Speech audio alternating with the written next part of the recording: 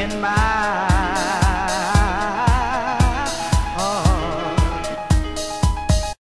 Today on the show I'm going to be talking to Louise Langley, who's the author of 2 books, and she's actually got one on the go, haven't you?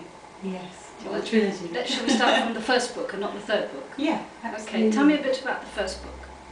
What inspired you to write the first book? Well,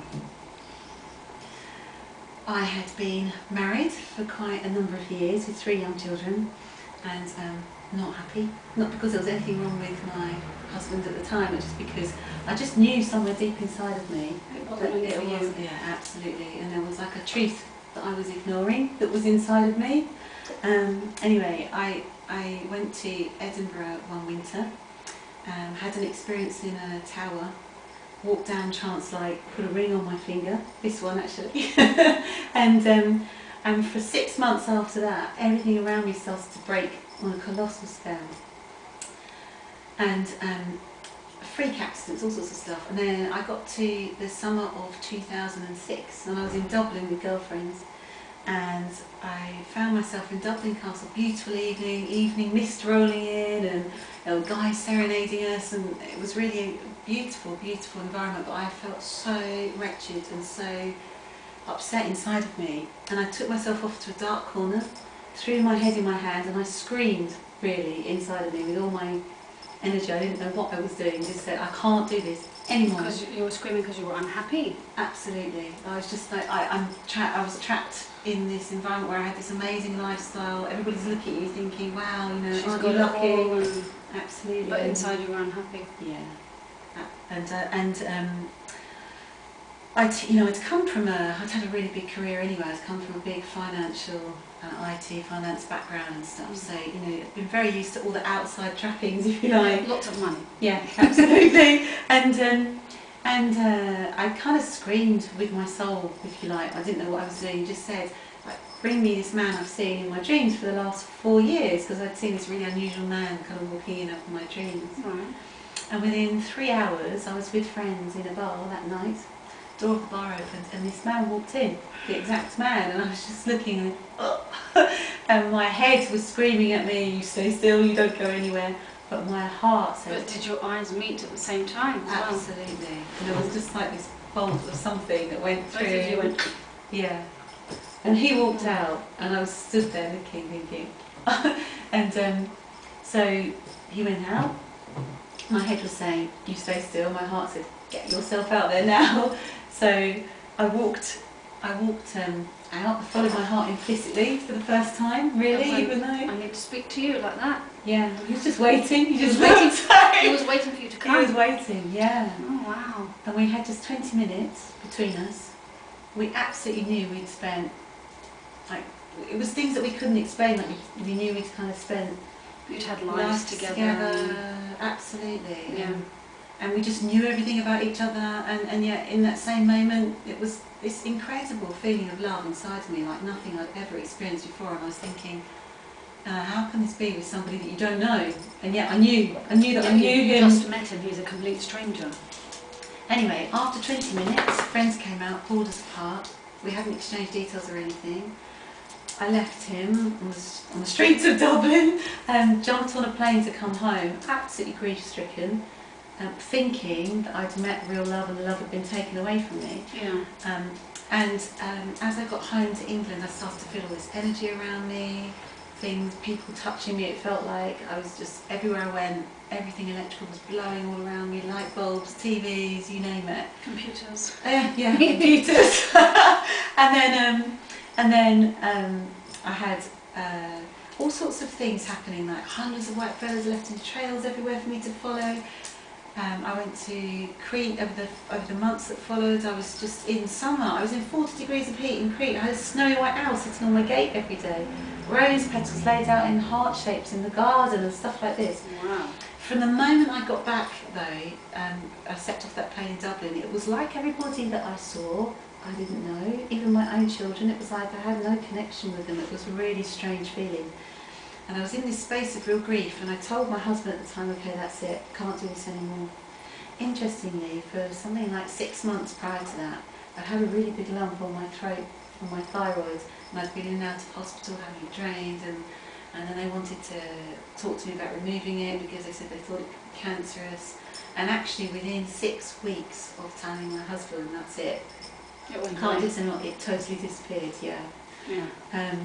Anyway, 3 months later, I woke up one night, there's a whole bones of a story in my head, and I came down through the night. I'd never felt like, never harboured a desire to write I was at going all. to say, you've never had any writing experience, nothing. Not from a Nothing. financial background to writing, being an author.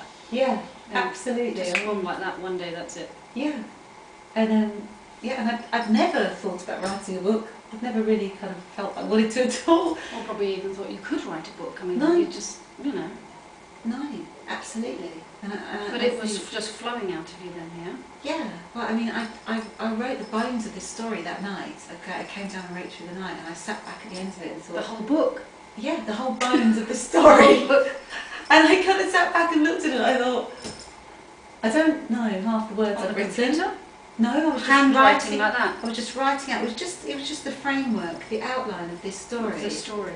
And I wrote, and actually when I woke up it was 11:11. Yeah. And when I finished writing it was 5:55 on the clock. And I didn't even realise, I just kind of looked and thought, at the time I just happened to note it. It wasn't until a lot later I realised the significance of these numbers. Yeah. And but I was looking at what I'd written and I thought, half the words here, I don't even know what they mean. I've never seen them before. And then literally from the following day, as I began to write this book in full, it started to become real around me, and I realised I was the main character in this book. And it just started to become my life, my reality. And so it got to... So it's basically a true story, but with a little bit of a twist to it? Absolutely, Yeah. The It's you in the story. Absolutely. So the story, the first book is the story of this girl who has this experience and goes to there Dublin, and and there and... this book comes in and she starts to write it, and it starts to become real. And in that year that followed, while I was writing the book, the synchronicities that were happening were extraordinary.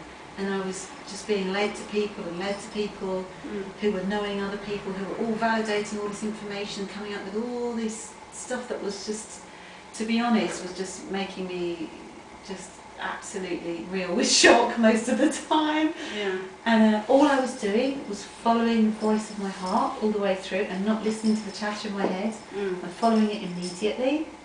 And during the course of that year I was starting to understand the science behind all of this and how it is that our thoughts are creating our reality, and over 93% of the stimuli that our brain responds to, or our thoughts are responding to, is directly from our heart, and that the measurable endorphin released by the heart is called intuition. And I was starting to understand that actually I'd hit upon something that was so amazing and yet so simple. And the more I was surrendering to this place of following my heart, the more this journey started to snowball and snowball. And eventually, when I actually finally published that book in the summer of 2007, I had to think about that for a moment. Yeah. Where are we now?